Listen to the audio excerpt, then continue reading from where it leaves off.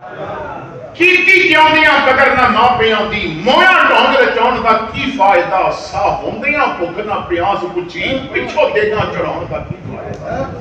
پہلے کول بہ کے دکھڑا پچھیا نہ ہی پچھو رون پر لان دا کی فائدہ صفدر جنہ تے ماپے نہ گئے راضی انہاں نو مکے ول جان دا کی فائدہ تورے کول اج وقت ہے تو رب دا بن جا تیرے کول اج وقت ہے بہن بھائیاں دی قدر کر تیرے کول اج وقت ہے ماں باپ دی قدر کر تیرے کول اج وقت ہے ورنہ مسجد دی کرسی تے بیٹھ کے لوگ کہندے نے مولوی جی دعا کرو میرے گوڈے ٹھیک ہو جان میں متھا زمین تے رکھ کے نماز پڑھاں میں کئی باری پوچھدا ہے ایک گوڈے تے اج خراب ہوئے نے جدوں ٹھیک سن اودوں لمبے قیام کیتے سن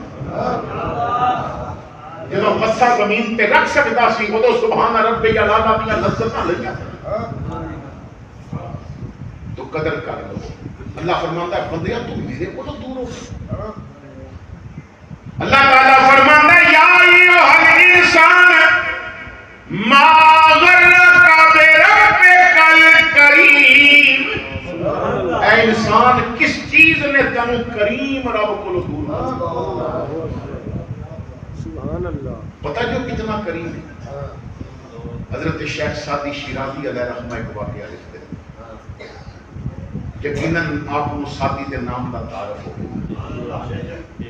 علماء نو تے بہتا تعارف ہے نا اج کل تے خیر وہ مدارس کا نظام نہیں رہا ایک دور سی جدوں مدرسے دا پہلا سبق ہی شروع ہوندا سی کریمہ ببخشائے برہا لما کہ ہستم اسیر کمندے ہوا چلو اتنا تو تمہیں پتا ہوئے گا کہ کون ساتھی جنہیں کیا سی الہی بحق بنی فاطمہ کہ گر قول ایمان کنی خاتمہ اگر دعوت امرد کنی مر قبول منو دست و دیمہ نمانے والے رسول